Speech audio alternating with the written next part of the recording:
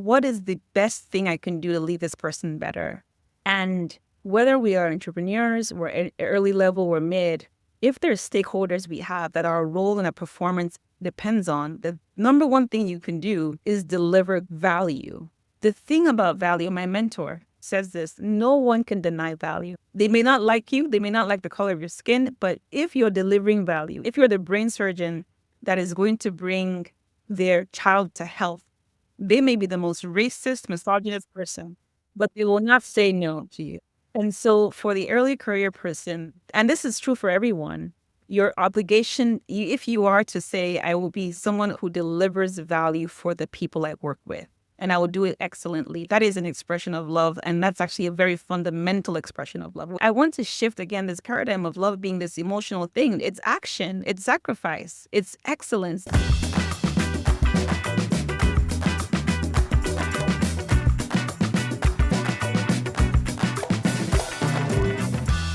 Hi, everyone. Welcome back to Unreading Moments, a podcast exploring the journey to finding and owning your voice.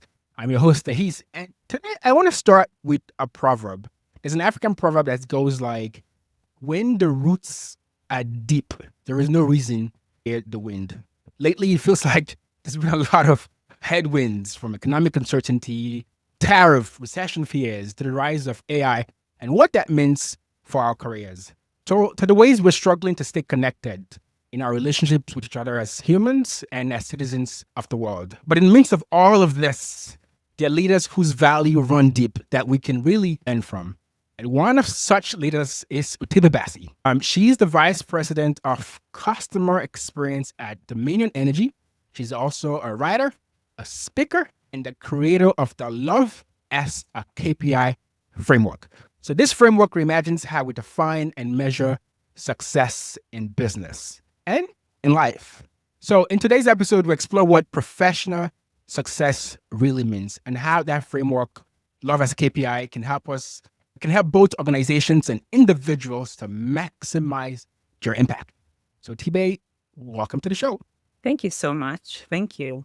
Let's start by getting to know you a little bit. So I understand you moved from Nigeria to the US as a teenager and then did fast food jobs to get through college.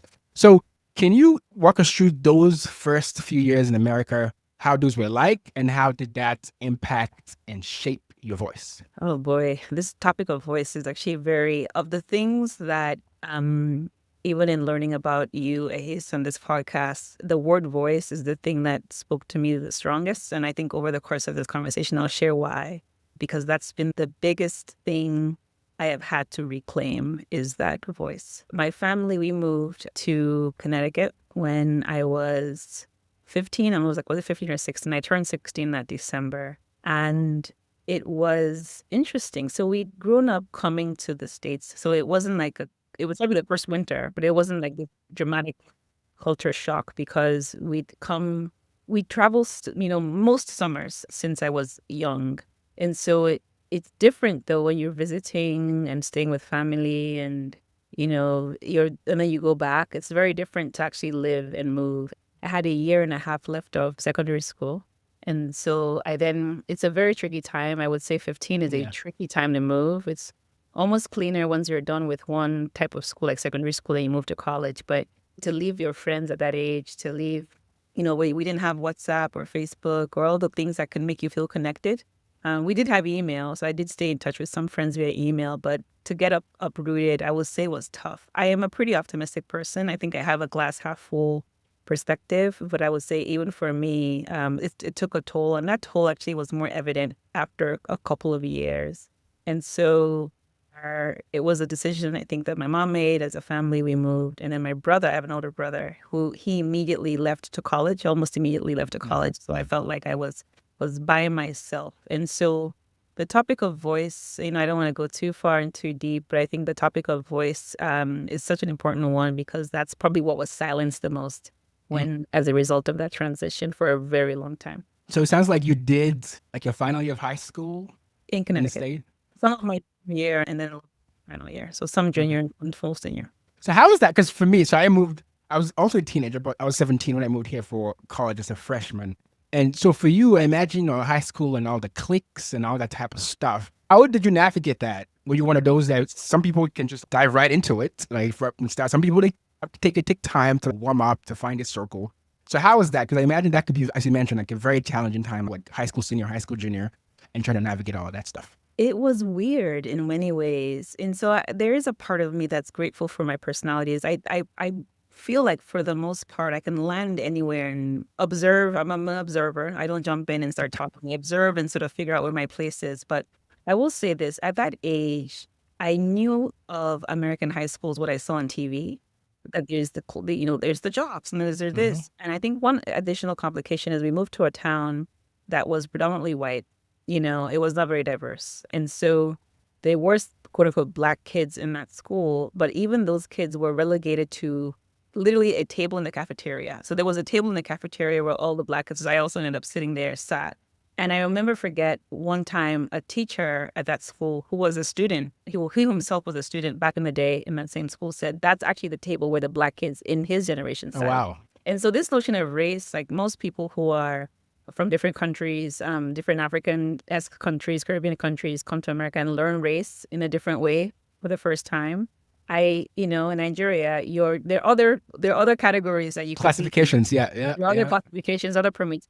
This idea of race being a primary factor was completely new to me. And I remember feeling, I like different kinds of music. I have just very different things that I enjoy, not just one, but I definitely remember feeling like I had to be a certain type of way and express myself a certain way and dress a certain way to be in that category of black. So that was probably the sort of the most confounding things is like I went from feeling like a multidimensional person with a range of friends and interests. I watch different TV shows, love different music. I love alternative music. I love hip hop. I love it. But I'm a very eclectic person. I actually didn't even think I was that eclectic. I thought I was just normal. Yeah. And then coming to an environment where here's the definition of you and this is where you'll sit. That I think was a mind bender.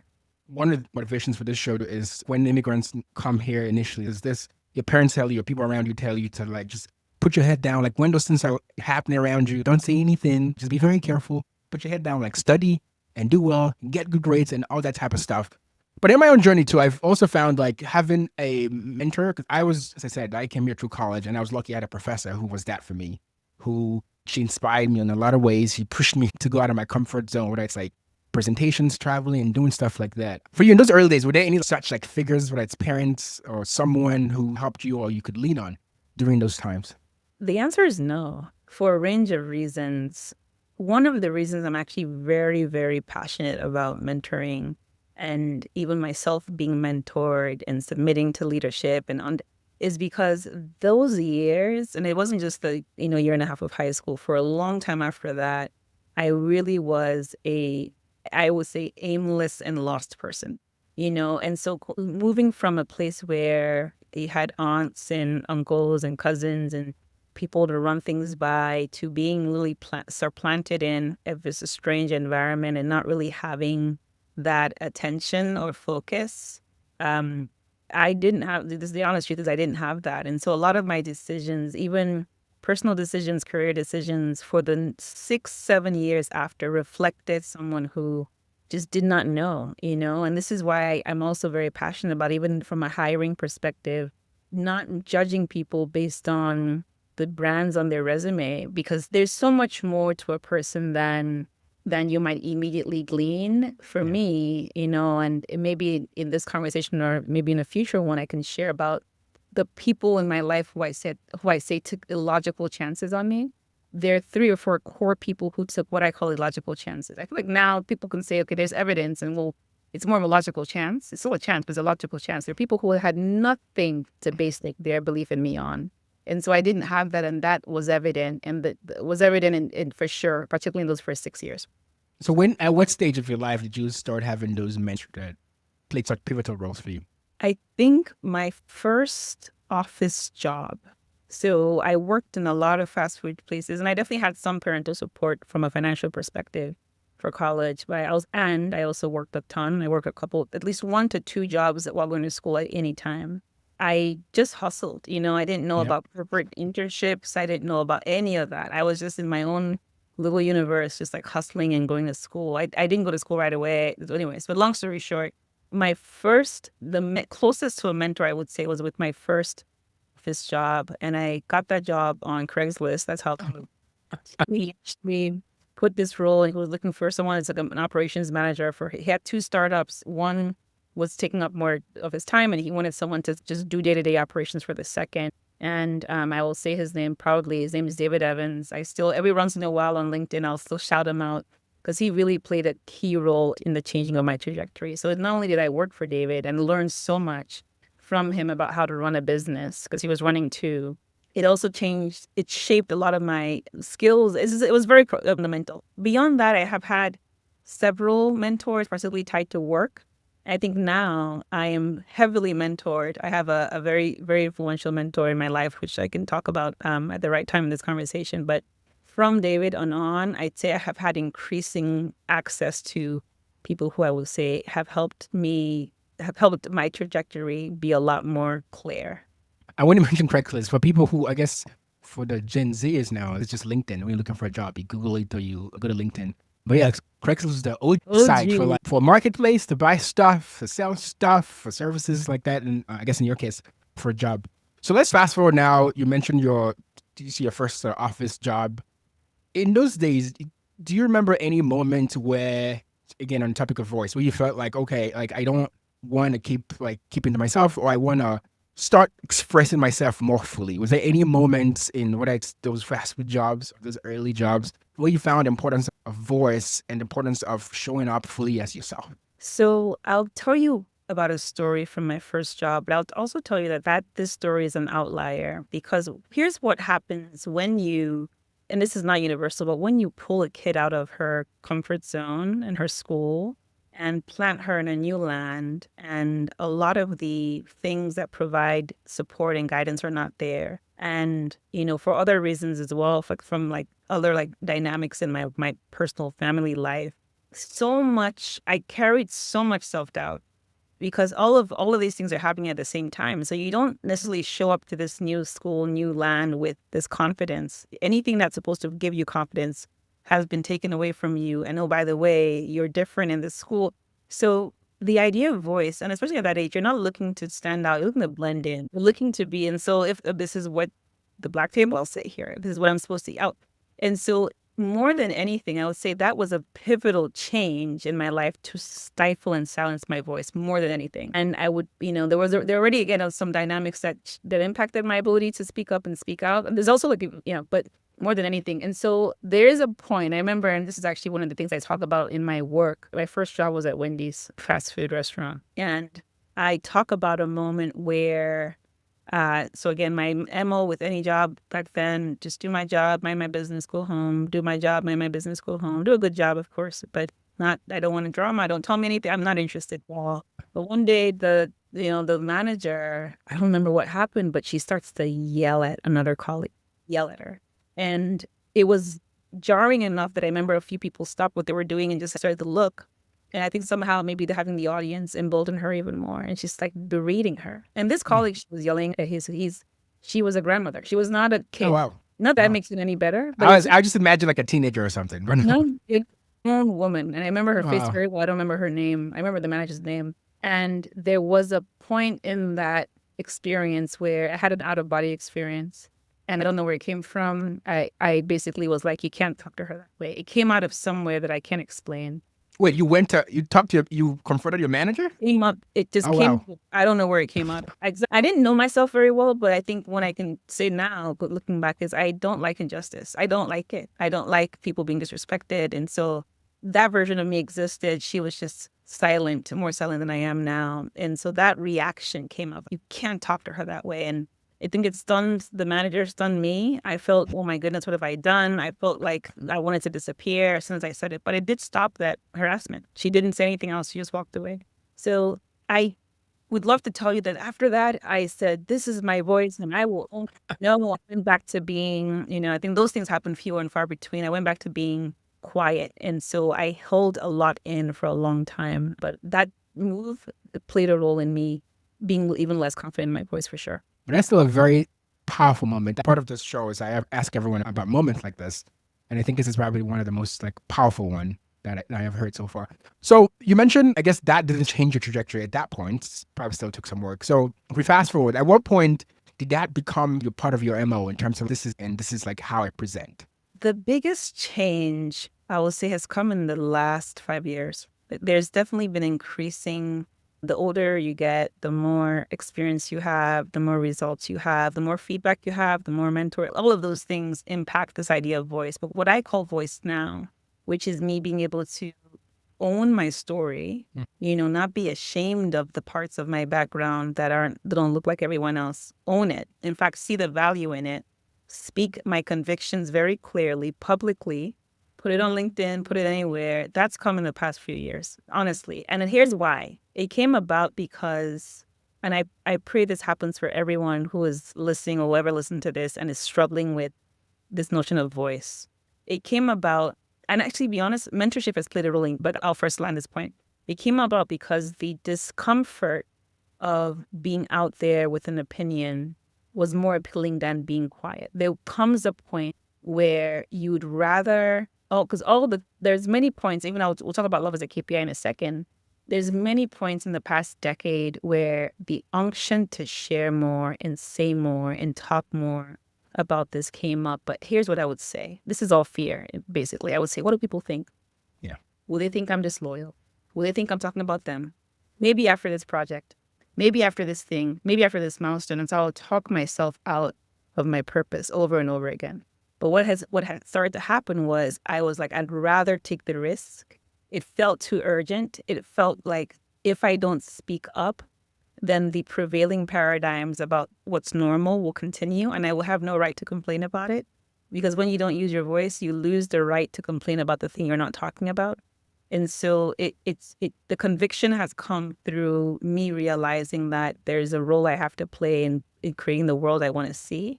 And that's where I would say truly my voice has been unleashed. And it's only in the past few years. This reminds me of this concept of like voice is how we negotiate our own reality. In terms of, as you just mentioned, like those things that we want to change the world, oftentimes is communication. And I post a lot on LinkedIn as well. And I think one of my recent posts, I had a little mini series week where I did a lot of posts about the immigrant experience and immigrant story. And this idea of how you could be very good at your job. You could be like 10 out of 10, the best person technically speaking. If your communication and your voice sucks, or you don't even say anything, or you don't speak to the work, and let's just say that's 3 out of 10. Technical skills, 10 out of 10. Communication, 3 out of 10. People are going to perceive you as 3 out of 10. Speaking to that work, at the end of the day, plays a bigger role than the actual job itself. And actually, for me, business school played a big role. I saw that those people who I've revered, I thought, like, oh, those people who went to Ivy League schools or people who came from a certain type of background. I think business school let me know that we are more alike than different. They don't have any like skills that I don't have. They don't have two heads. They're not that as different that I make them out to be in my head. We can do the same things if we put our minds to it. But yeah, so the whole idea, again, back to the whole communication thing. So I think for me, like that realization, so what are you risking? Like to not speak up, because there's something you risk by speaking up. As you mentioned, like it could go the wrong way. People could misinterpret what you say. But there's also a risk of not speaking up and what you lose out on. But I don't think a lot of people actually negotiate those two in their heads. I think people just see the negative. If I speak up, what the negative repercussions might be, not like what I might lose out on if I don't speak up. But at the end of the day, I guess as you mentioned, like it's experience. Like sometimes you have to live the life. Like you have to have lived your life and go through all those different experiences to actually get to that realization. I'm hoping the podcast helps people to make that realization. And hopefully wherever you are now listening, whether you're in your 20s, your 30s, it doesn't have to be one day you wake up and you go 180. It's just little efforts one day in at a time. And also just even like thinking about it in your mind, having back of your mind, having to even just think about those two sides of it. What do I get to lose and get to gain? And hopefully it might make you speak up more and make progress in that journey. The purpose of today's conversation, I wanted to focus on professional success, as I try to describe in the intro, because there's a lot of stuff going on in the world right now, and essentially nothing is promised. So like, how can you be successful and still not fear every little thing that happens? Like not fear, oh my God, because there's a lot of people for valid reasons who have some fear of job loss or different things, economy related, other things. But how can we gain a type of success that can give us some type of confidence? Okay, we've achieved this thing in our life. It gives us the confidence that no matter what happens around us, no matter what the wind blows, like we can still make it work. Like we can still live the life that we want to live. So on the definition of success, so how has that sort of evolved for you in your professional career and where you are now today? That's a great question. And the question is actually linked to what we were just talking about with voice, because if my definition of success is pleasing people, then of course I'm going to be quiet, right? If I define success as everyone else is happy, even if it costs me what I'm supposed to do, what I'm here for, then it dictates how I live. And so I love that you're asking this question, because the answer to this question is, I think for a lot of people, there's the answer they want to have, and then there's the true answer of how are you really defining success versus how do you want to believe you're defining success. And I would say that for me, if you asked me maybe, a decade ago, how I would want to say I'm defining success is, hey, it's on my own terms, it's on fulfillment but my life and my choices weren't reflecting that. Success for me is hard. It's hard to bifurcate how I see success instead of my values, right? Because that's going to, there has to be some link, and my belief system as well. And so for me, as a human being on this earth, my faith 100% shapes my values, which also shapes what I think success is. And so the degree to which I have lived a life that's aligned with the reason I am on this earth is success. Also, right? So I love that you said they don't have two heads. That is such an African imposter syndrome. Nothing that our parents asking us if the person who got first place has two heads. If we use that day to day, like myself up, I was like, I can figure this out. It's not complicated, but there's someone who figured. I literally had this 2 days ago. Someone can that are doing it on two heads. I can do it myself. And so another part of this topic of success is also like, who's based on what? Like, who has a report card? And so for me personally, I believe in that there is a God, and I believe that He made people, and I believe that He made and creates people with gifts and talents and passions and proclivities for a reason. And then the report card is His. He's the one to determine if I was successful. And so from that framework or paradigm is how I draw down to the daily what success is. And so a good day isn't, or a good year professionally, just bringing out the professional settings, a good year isn't just one where I deliver on the projects that I did. How have I left people? Have I delivered on the projects, but everyone that I worked with hates themselves and hates me because of the way I treated them? Is that, for me, that's not success. Have I been quiet and stayed quiet when I should have been in a meeting voicing my opinion and perspective because everyone else is going with the flow? Well, that's not success either. And so it comes from knowing. I believe that I can't know what success is until I know myself, until I know why I'm here. That for me is the definition of success. It's not binary. It's not a level. It's not a promotion. It's not a dollar amount. It's not something that can be taken away from me, honestly. It's not something that changes with the political climate. It's much more inherent, and it's for me tied to what I believe my purpose is. That's how I see success, which is very different from how I would have honestly seen it a decade ago or so. That's awesome. As I thought about this episode, those things, as you mentioned, no matter what's going on in the outside world, would not change that thing. Whether, obviously, job is very important to people. But if you live in that life to, as you said, like whether it's your fate, right? I'm hoping that listeners find what that thing is for that guiding star that could help them center themselves such that you're not every little thing that's going on in the economy or this or that sort of shakes you and rattles you. Like just makes you, that ruins your day or ruin your year because, I don't know, maybe it's a bonus that you're looking for and you didn't get the bonus and then your year's ruined. And so for me, where I'm at right now, as I think about success, I think it's that, am I being useful to the people around me? Am I helping people more than I'm getting? And part of why I started this podcast is that I still have my 9-to-5 job when I do this. And I really enjoy this. Sometimes take a lot of time, like to schedule guests and interview and prepare for the interviews and such.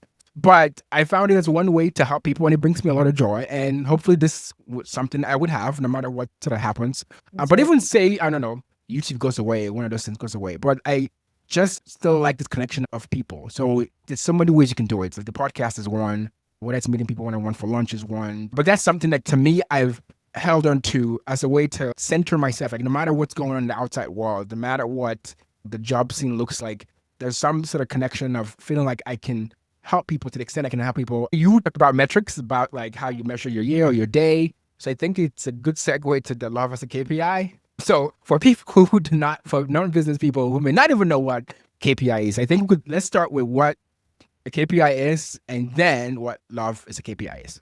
Absolutely. So a KPI is it's an acronym that stands for Key Performance Indicator, and it's honestly sort of a business buzzwordy, but really it really does stand for what is success, right? I love that the themes in this conversation are all interrelated, but it's for any person or organization that has a view of success, they're going to have KPIs. They're going to have, here are the things that we will measure to know if we're doing well or not. And with everything, there's just so many things you can measure, right? And so for my role, even different parts of our team, everyone has like a litany of KPIs of metrics, but not all metrics are weighed the same. They have to be key ones. And so this notion of KPI is, yes, you're measuring a ton of things, but what are the key ones? What are the most important ones? And so the question that Love as a KPI is asking is, hey, if we are measuring a ton of things that matter to our business, should we not also be measuring how we're leaving people? If we're measuring sales and turnover and revenue and these things, we should measure. So it's not either or. Should there not be a part of our approach to measurement that includes the people that interact with this organization, whether they're interacting with them, with us as customers or as employees or suppliers, as long as they're a human being and they're interacting with this organization, that means we're leaving an impact on them. What's that impact? That's the theory. I guess that's the question behind this notion of love as a KPI. And so love is a very intentional choice because one, it's deliberately using love, right? I know it's an uncomfortable word, and particularly in what people like corporate and In professional setting, yeah. very intentional with the choice because I don't mean anything else. It's exactly what I mean. And I don't mean an emotion. I don't mean a sentiment. I don't mean hugs or high fives or people in a shirt doing this. I just mean, are you thinking of the best for the person? That's what ultimately this love is. I'm not a parent, but I love speaking to parents. I'm not a parent yet, but I love speaking to parents because it's clear when you talk about how a parent feels about their child. You're always thinking about what's best for that child, even sometimes to your detriment, even sometimes to your convenience. And so, of course, I don't expect that people feel about their clients the same way, but it's just that simple perspective. Are we making decisions that leave people better or are we not? And if we're not, why? So that is, again, the premise behind the framework and the topic of love as a KPI. So essentially, like, how are we treating our people? How are we leaving them? What's being left in them? When there are places where hopefully you haven't experienced this, but there are places where, as a result of people working there, they become more depressed. As a result of them working with certain leaders, they become more anxious. As a result of them being customers of certain places, they become much more content and fulfilled. There's an impact. There's always, this is physics 101. There's always some impact of every interaction. And when you take an organization, it's more likely than not, it's repeating that impact with every single person that comes across it. What is that impact for that person, that team, that leader? That's the question being asked. So is this just from an employee standpoint, or so employee customers, like what the different stakeholders are coming to these equation? I think it would apply to any, but the primary focus of a lot of my work has been customers and employees. And I talk about the community at large, but you could extend the thinking to anyone, to suppliers, to the vendors, right? But I talk more about customers, employees, and the community because that's where the greatest amount of time is spent. So if I'm a customer of, let me break it down. So if I'm a customer of a website, and I want to go online and buy something, but I go on the website, it's confusing. It's in jargon. Even that in itself is communicating, hey, you don't care enough about me to make it easy for me to.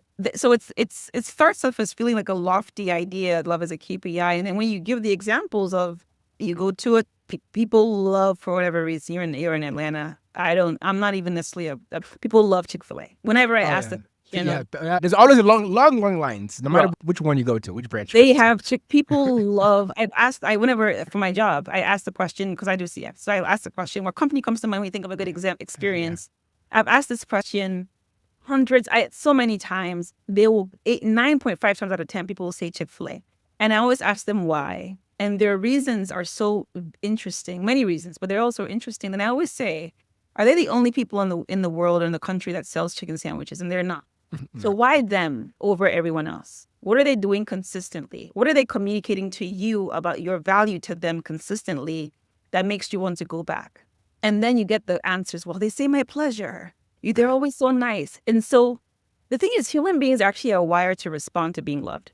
This is not, in my mind, this is like an open secret. What I'm talking about with love as a Yeah. KPI. When you understand that people will respond positively to the source of love, when they feel an experience and they believe it, you will know that your business objective is based on how people see you and feel about you, and you will anchor on that. So I don't want to go too deep, but that is the high level premise of love as a KPI. You can tell that I'm passionate about the topic.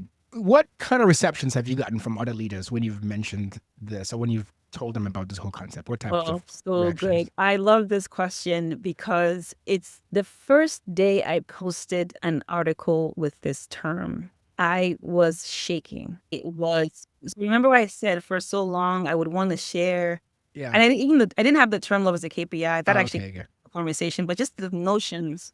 And Yeah. we have a reason to not to. The first time I posted, I put this thing, I hit send, I closed my laptop, I logged out of LinkedIn. 3 days. I did not go on live for 3 days. I didn't want to know. I didn't want people, in my mind, people are asking, what, this is stupid. And you know the stories in your head. Even Yeah. my colleagues, my coworkers, who I'm so fond of. We just so happen, so within those 2 or 3 days, we just so happened to be having breakfast or a coffee. It was actually not breakfast, it was a coffee. And we were talking about work stuff. And then she says, I really love your post. And you think I saw a ghost. The way I started looking at it, You saw what? that? Because I had just blocked it off. So I'm like, what is she talking about? And so I froze. I wasn't like, oh my goodness, thank you so much. I didn't even know how to respond. And I think her response has been, for me, a microcosm of the broader response to this topic.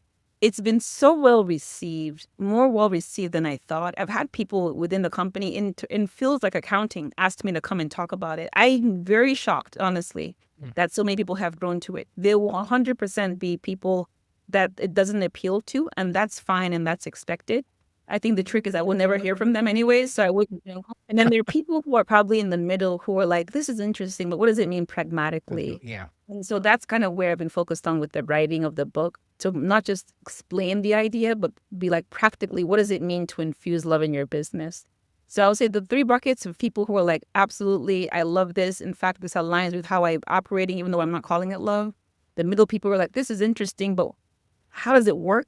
And then there's the third bucket of people like, this is nonsense. But you would never know, because they wouldn't bother to reach out to me to tell me it's nonsense. So that's been the reception over time. So you're working on a book. Is it you close or what's the timeline? This is the question every time somebody asks. I would love to say I need to have a date where I'm releasing, but by the fall, late By summer, fall. Okay. it is very close. Okay. Awesome. I'm excited for it. Looking forward to it. So again, let's go on the pragmatic side. So I'm trying to a lot of people who listen to this show are gonna be early in the career or middle level in their sort of career journey.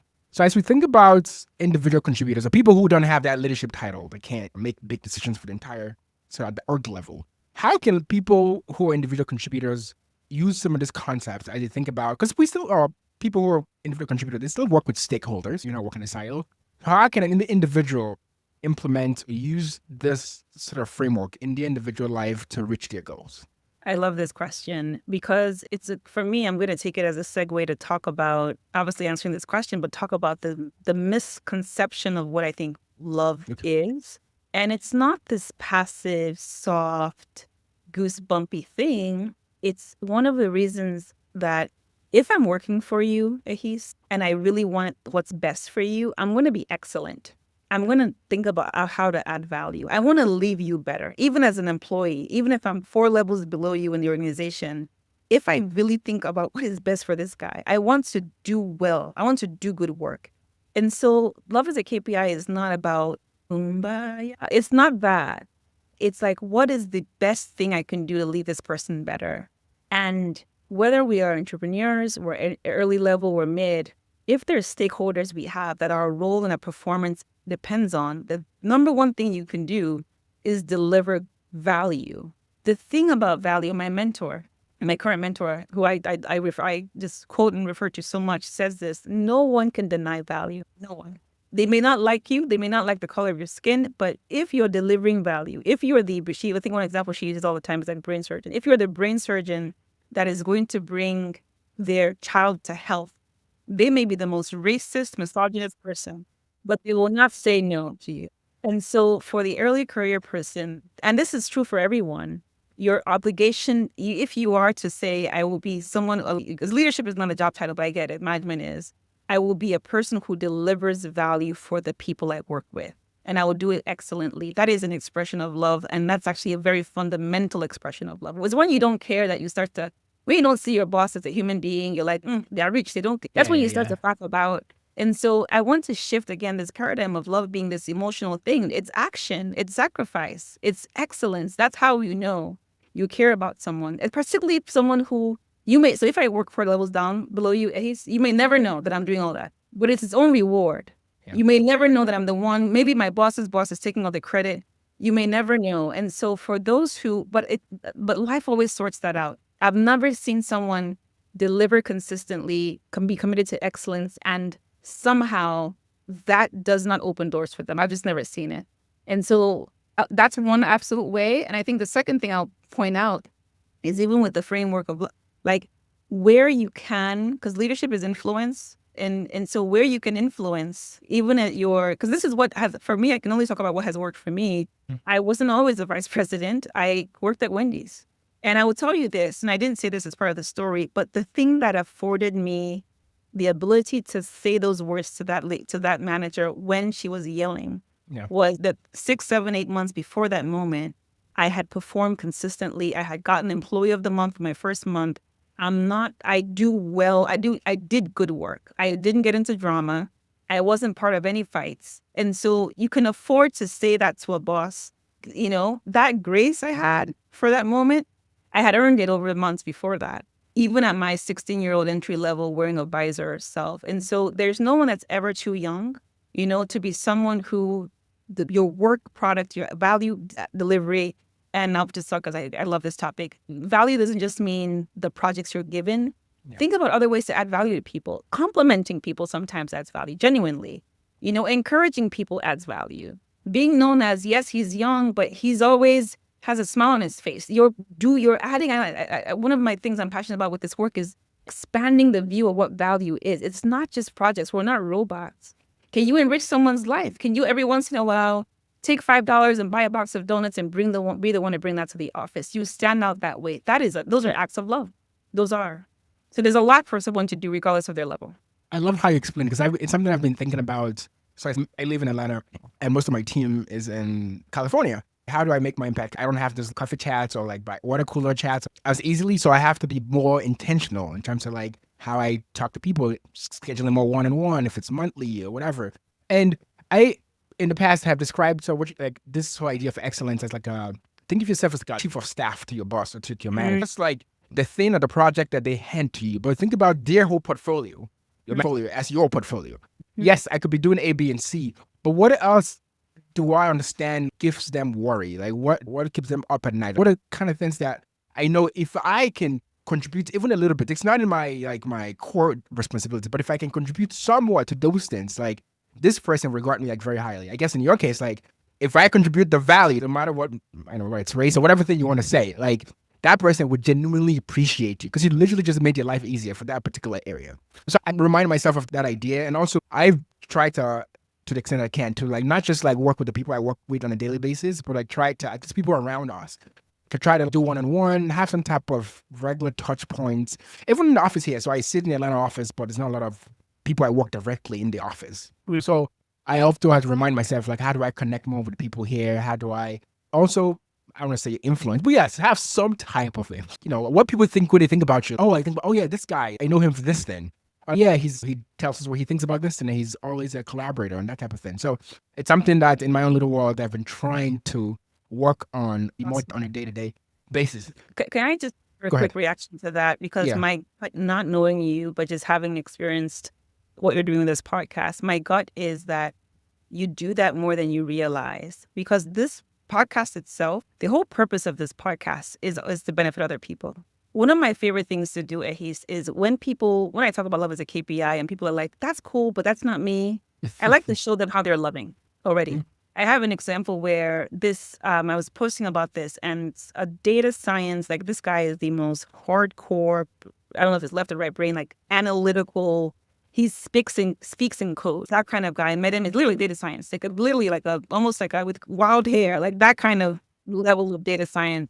Yeah. And he saw me posting and he reached out. He's like, I want to help you figure out how to create an algorithm or a metric or a measurement. Let's meet. And so we met a couple of times. And one of the times, every time every couple of sessions or hour, he would say something like, this is not for me. This is for everyone else. This is for me. And I would say, tell you something. And I'll say his name, Subash. You are completely a stranger to me. You reached out to a complete stranger only to help her take this framework and make it real. That is a loving act.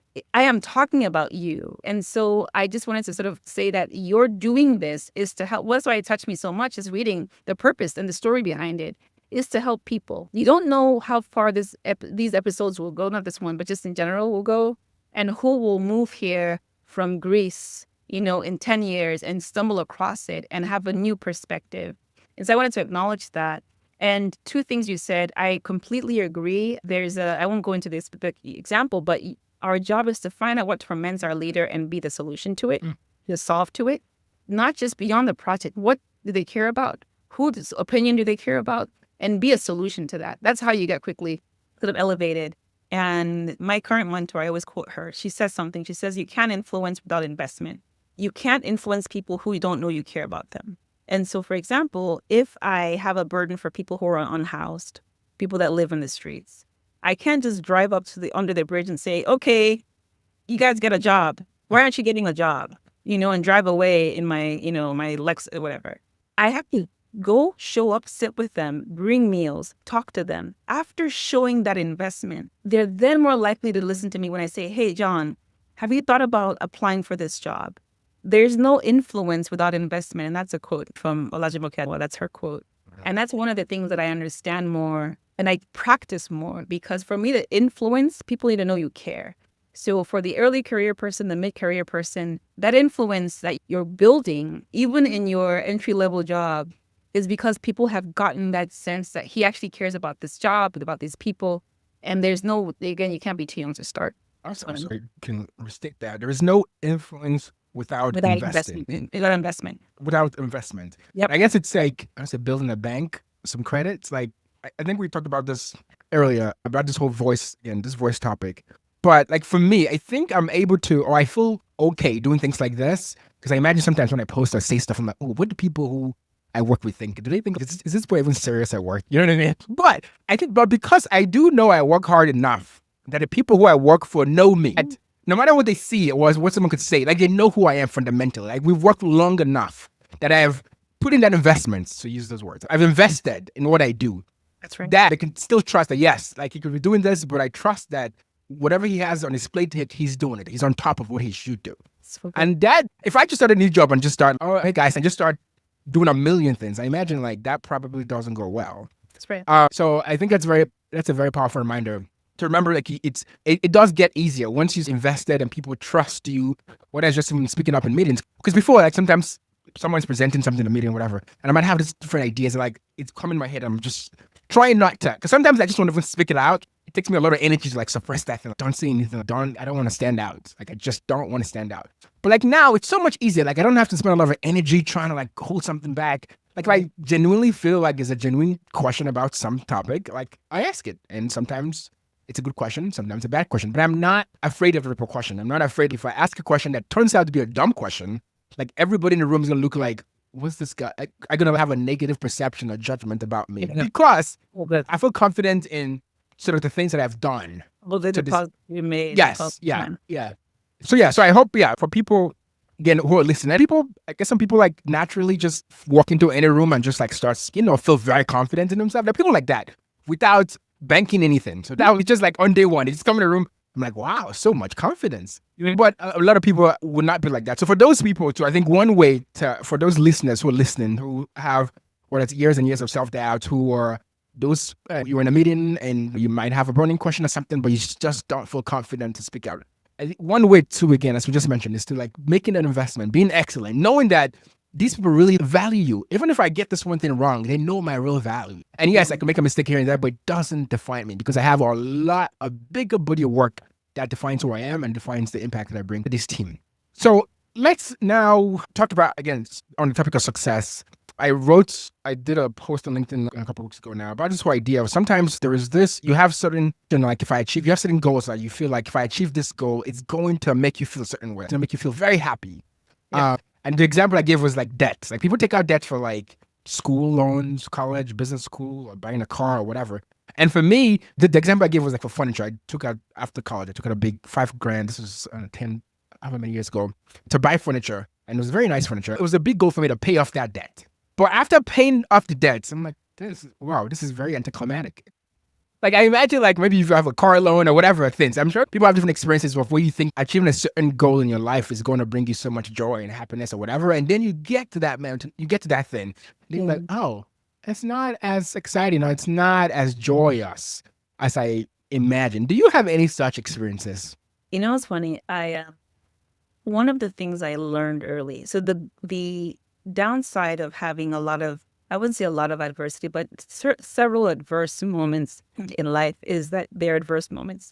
You know, when you feel like you're, behind and whatever. You're not like everyone else and you have to deal with things. There is upside. And one of the upsides is that lesson I learned relatively early, that the notion of, and I learned this through observing just sort of family dynamics, family members who hustled for things and then they got them and it didn't make them happier. Like I got to see firsthand a lot of ups and downs and what really was lasting and important. And so I can't say that there are many things. Maybe the one example, this is going to sound silly, but this is a long time ago. Truly, this is not a thing that I remember wanting a Nintendo Wii. I don't know if you remember that. The one you like, you used to play is like sport tennis or whatnot. Right. Yeah, Yes, yeah. they were doing the advertisement. I was like, I imagined having all these friends over. Well, I don't know where the friends were going to come from. But anyways, I had imagined having all these friends over and we were playing. And so there was this story in my head of what the Nintendo Wii, this is going to sound like a very silly example. And I remember when I got it, it did not come with the friends in the community. It just, so I use that. Actually, I haven't had this question asked of me in a long time, but for a long time, I would talk about, when people talk about this sort of chasing this carrot, I would talk about that as my, hey, I learned early, not just through this Wii, but really seeing people achieve wealth quickly and it not changing, who they were. If they were really unhappy and depressed, that they stayed unhappy and depressed. It probably brought more attention to the fact that they were unhappy and depressed. And I've seen the reaction of people to people's great, sudden wealth. People come, but not for you. They come for the thing. Especially when you made the thing your identity. And I've seen it go away. So as a young person, seeing that, for me, there's rarely things that, I'm sure there are some, but I just really things that I expect to change me fundamentally. And that's come through, I guess, honestly, some you could even say the trauma of seeing so many things early in life and seeing how they don't deliver as promised. If you're unhappy now, the thing you're getting is not gonna. It may make you feel some endorphin related spike, but it's not going to change you. And so, anyways, that's my response. But I learned early enough to not expect to run after goals, expecting some internal evolution. Yeah, that's awesome that I guess you learned that to have that experience from an early age, and hopefully it helps you prevent a lot of a sad time or disappointments. Yeah. We could keep going on and on. I'm really enjoying this conversation, but I'm looking at the time now. So maybe we can bring it back when you release your book. I'd love to. So we could have a part 2 when your book is out. We could talk about the book and go into more specifics about love as a KPI. But just a few more questions before we wrap up here. One, again, like as I mentioned at the top, like AI is one of those things that everybody, no matter where you live, I'm sure a lot of people have heard about AI and agents and all that stuff. And part of the fear these days is like no one knows how it's going to impact our jobs and our role. We're still going to have jobs or not have jobs in the next 5 to 10 years. And so what do you believe would still matter? Like for people now, young people especially, listen to this. What are those fundamental things that you think, no matter where the wind goes, those things are still gonna matter? I think the things that will still matter are the things that have mattered across all the different evolutions of technology from the beginning of time to now. As long as we've informed humans, whether you believe in evolution or something, our ability to relate with people is what makes the difference, right? And so we know that even from looking at from a scientific perspective, the earliest man power is created by the value that they deliver, right? Whether through trade or through physical strength. and being the one that everyone goes to protect them. And so your ability to interact with other human beings, to influence people, to relate to people, to take time to, that human factor will not go away. It won't. It's not going to be threatened. In fact, I would actually say it's more acute in its need now more than ever. What did we learn from COVID? I'm sure many different things, but the need for people to be around other people, the desire, the innate human desire for people to feel seen, to feel like they're part of something. I remember I was living in Jersey City, working here at the time, and there was an era where people would go out at 6 o'clock and like Oh applaud. yeah, for the nurses and the healthcare workers. Yeah, It yeah. was such a, it was such like a rallying thing. All of those human moments are not going to get old. And so, it's not me trying to force a love as a KPI back into the conversation, but this is what I mean when a person commits to being a more loving human being to others, people will always respond to that positively. So that technology will come. Something else, beyond AI, maybe in another 200 years, I Sure. don't know, 50 years, but that will be evergreen. And I think the need for it will probably be more acute as time goes on. Yeah. I guess that's my bet. This whole podcast idea about voice. I imagine what's going to differentiate us if you have a lot of AI and bots and stuff talking. It's going to be like who you are, our person, like the personality, who you are. And yeah, so I'm hoping this helps somebody listening to find that strength to start revealing who they are, start feeling confident step by step one day, and find who you are. And hopefully you're able to contribute in a very unique way that nobody else, including AI agents, can contribute. A couple more questions. So for somebody listening now who has self-doubt, always again doubting themselves, whether it's presentation, whether it's talking to a boss, or Yeah. even talking to somebody in the street, or just in general, having doubts about themselves when it comes to communication, like what advice would you give to that person? I will give you my honest answer. There's two levels of advice. The first will come from, again, my faith is so part of me. My definition of myself is driven by what my creator says about me. And so not everyone has that belief system. And so I'll give a second thing to do, but seeking out how the one who created me sees me, reading that, saying it back to myself, that shapes my identity. Like my identity is it.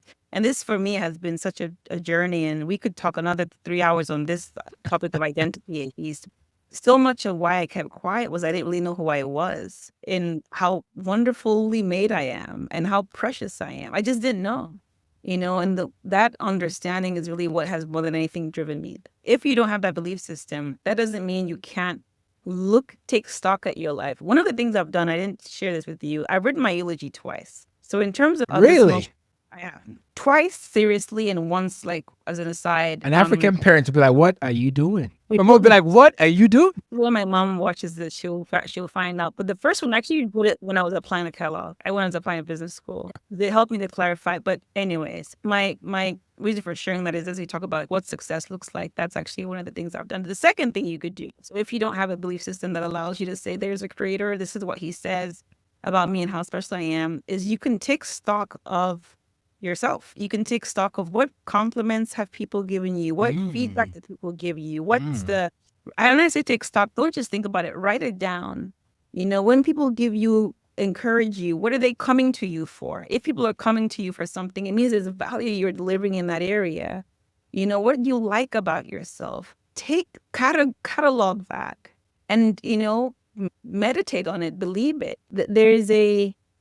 This inner work is the work, is what I always say. Like that's the work. If that is cracked, everything else comes. That inside monologue, that's the work to be done. And so for that self-doubt, you have more reasons to believe in yourself than you have to doubt yourself. And you have to trust and you have to do the work of identifying what are those reasons I have to believe in myself. And my hope is that people find community with people who pour into them and don't drain them, that they find friendships and people that don't do the backward compliment thing, but chip away at their self-confidence. And so if you're finding that the people that are around you, you feel you don't like yourself after spending time with them, you need to consider other people. So I think one of the statements you just made, I think, can summarize this whole episode, which is inner work is the work. it is the work. Right? So last, a final question. What's the best advice you've ever received? That's such a good question. I'm going to say something that I'll hang up this call and be like, I should have said this thing because I've gotten a lot of good advice. But I think when managers have said to me, and this is the way I'll end this, when managers have said to me, TB, we want to hear your voice. And there were times because of the self-doubt I had, I would be like, would excuse it. I'd be like, well, no, I'm an introvert. Well, this, I didn't realize how loaded that advice was. It may have come in the context of a random performance review when I was, in my early 20s. But TB, we want to hear your voice. It's not necessarily advice as much as it's sort of guidance. But that has been a transformative thing because I get it. I've actually had bosses say, we're better off when you speak. And so I will use that one in the context of this conversation because of what we're talking about. I've thoroughly enjoyed our conversation. I think, again, this could have lasted for 2 hours, 3 hours. So we need a part 2 for sure. So thank you so much again for coming and sharing your journey. And to everyone tuning in, thank you for spending your time with us today. If you enjoyed this episode, please give us a 5-star rating on Spotify, Apple Podcasts, YouTube, or wherever you listen. That's it for today. Thanks again for listening. I am Ahis. Until next time, stay unmuted.